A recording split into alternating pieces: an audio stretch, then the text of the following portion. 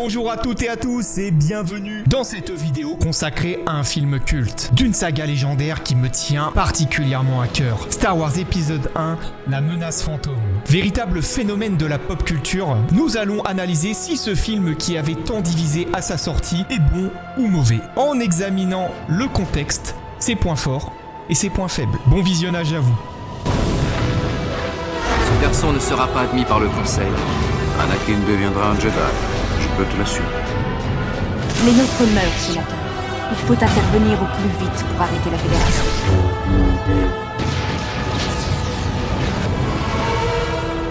J'ai constaté une vergence dans la Force.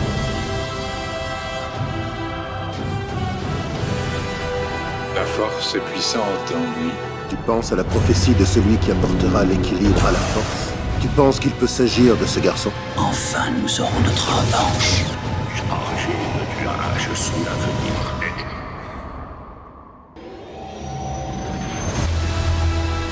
Que la force soit avec vous.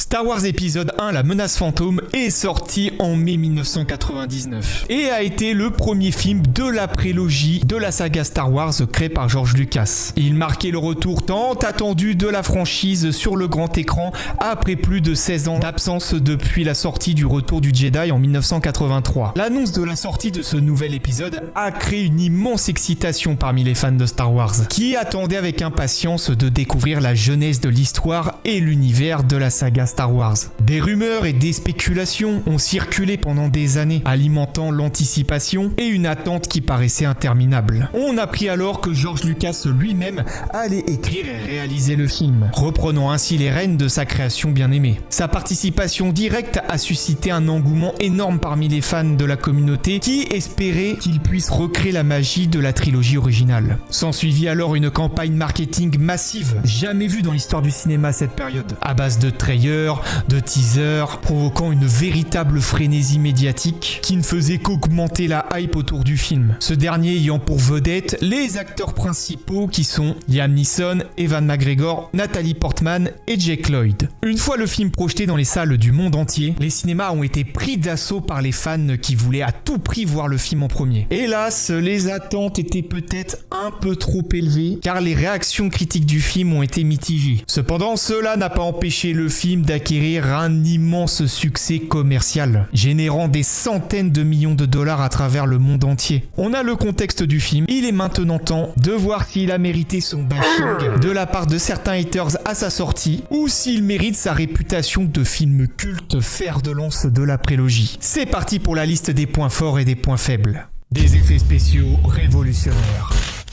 Le film a repoussé les limites des effets spéciaux de son époque. Il a utilisé des techniques novatrices pour créer visuellement des mondes époustouflants, tels que la planète Naboo avec ses paysages variés comme la forêt, les marais, la cité de Feed et la magnifique cité sous-marine d'Otogunga. Ils ont également permis une immersion totale dans l'univers Star Wars grâce aux diverses créatures et monstres que l'on rencontre dans le film, qui est selon moi une des essences principales de la saga. Sans oublier les légendaires scènes de bataille comme celle des Gungans contre l'armée droïde ou encore la bataille spatiale pour détruire le vaisseau amiral. Bref, des moments rendus possibles et inoubliables grâce à la FX de cette époque. Combat au sabre laser impressionnant.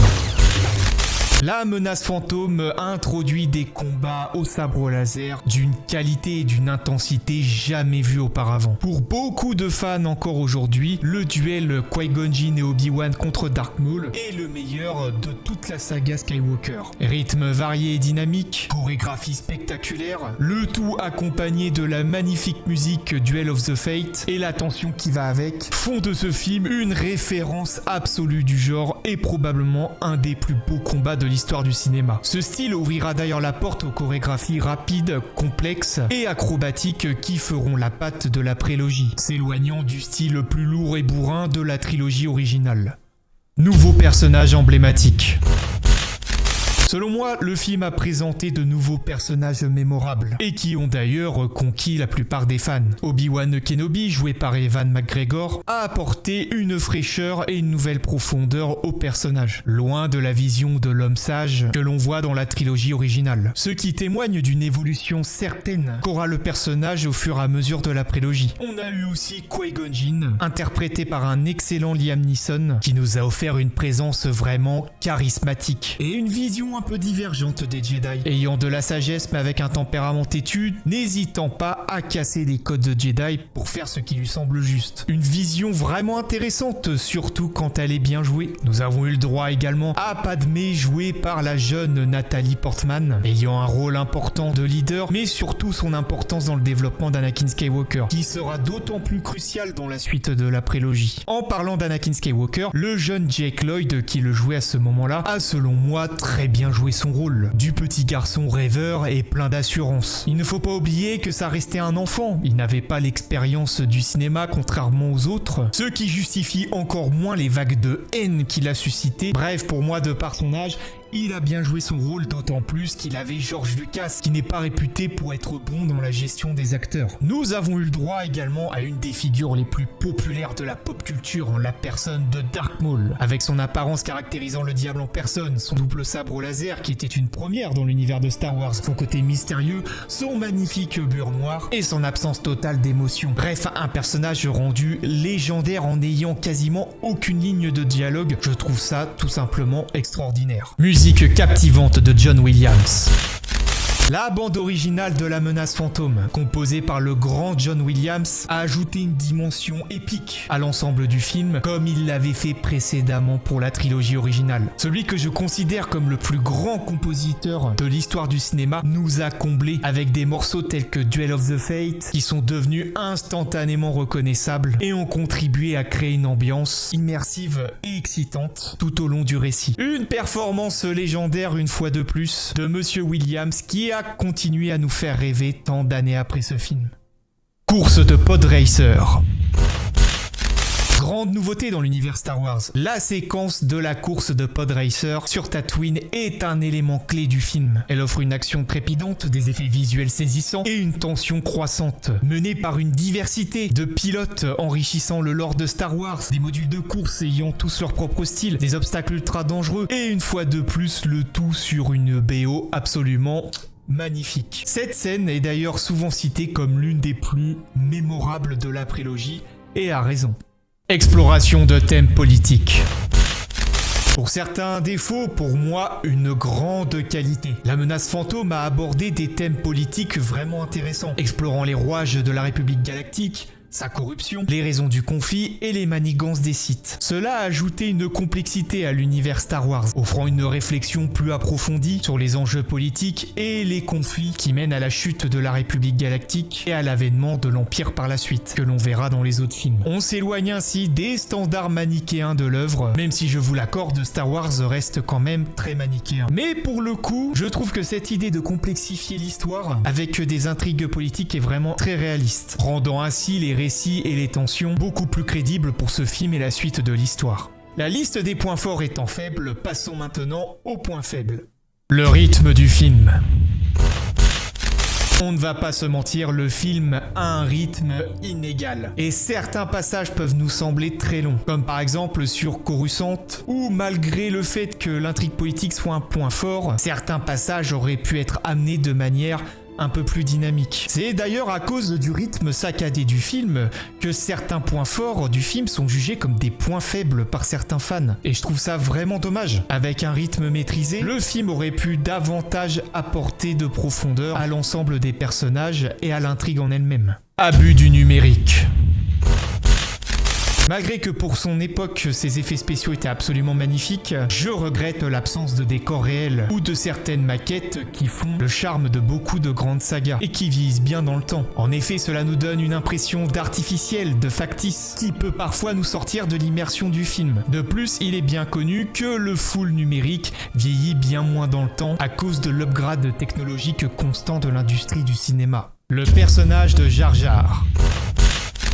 Je ne suis pas haineux du personnage comme beaucoup de fans de la saga, mais pour moi, lui et ses gags prennent un peu trop de place dans le film. D'autant plus qu'on ne le voit pas trop dans la prélogie par la suite. Il aurait fallu, selon moi, concentrer plus de minutes dans le développement de certains personnages principaux et secondaires, et en mettre moins pour lui et ses gags à répétition. Bon, c'est avec mon regard d'adulte que je le juge aujourd'hui, car quand j'étais gamin, il m'avait bien fait rire, et il ne m'avait pas du tout dérangé. Je salue et soutiens cependant l'acteur Ahmed Best, qui a pris un véritable torrent de haine injustifié sur la tronche, car même si le personnage est un défaut, ce n'est pas non plus un truc horrible qui massacre le film, ou non plus la saga comme j'ai pu lire, il faut doser. Le scénario.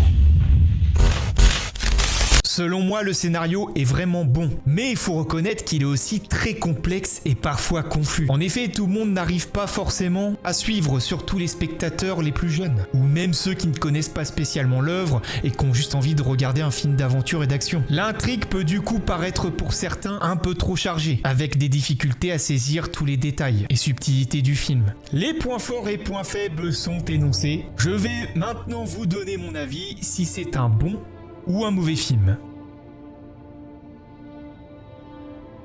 Oui, il a des défauts. Oui, il aurait pu bien être mieux. Et oui, il n'est absolument pas le meilleur Star Wars de la saga, ni même le meilleur de la prélogie. Mais bon sang, il est très loin d'être un mauvais film et mérite son statut de film culte. La Menace Fantôme nous a offert une nouvelle immersion dans l'univers Star Wars différent de la trilogie originale, avec une ambiance et une patte artistique qui lui est propre. George Lucas a eu l'audace de tenter quelque chose de nouveau et d'améliorer sa mythologie en se raccrochant bien entendu à la trilogie originale, tout en plus en mettant des moyens technologiques innovants qui ont révolutionné l'industrie du cinéma. Je ne sais pas si les gens se rendent compte à quel point c'est un des précurseurs de tout ce qu'on voit aujourd'hui. Je pense surtout qu'il a été victime de la surhype autour de lui, qu'il a suscité via son immense campagne marketing et les 16 ans d'attente depuis un banger comme Le Retour du Jedi. Sauf que les gens ont oublié quelque chose d'important, c'est le film d'introduction d'une nouvelle saga. C'était quasiment impossible qu'il soit aussi bon que l'Empire contre-attaque ou Le Retour du Jedi, car tout est à construire. Et en plus, si on ne veut pas faire du réchauffé, il faut apporter de nouvelles idées, comme l'a fait George Lucas. Et après,